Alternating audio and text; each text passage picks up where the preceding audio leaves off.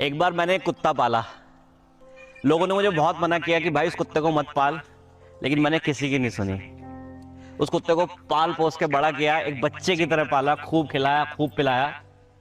और जब वो बड़ा हो गया, एक दिन गुस्से में आके उसने मुझे काट लिया। मैंने उससे पूछा तूने मुझे काटा क्यों? कुत्ता बोला कि मालिक तुम मुझे आजाद नहीं होने देते, मुझे बंदिशों में रखते हो।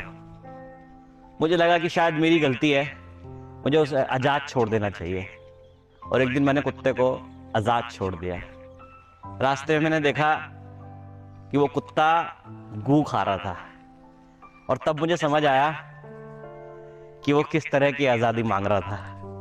ऐसे कुत्ते हमारी भी जिंदगी में होते हैं जिन्हें हम बंदिशों में रखते हैं। ऐसे रिश्तेदार, ऐसे दोस्त तो त्याग कर दो, क्योंकि वो गू ही खाना चाहते हैं।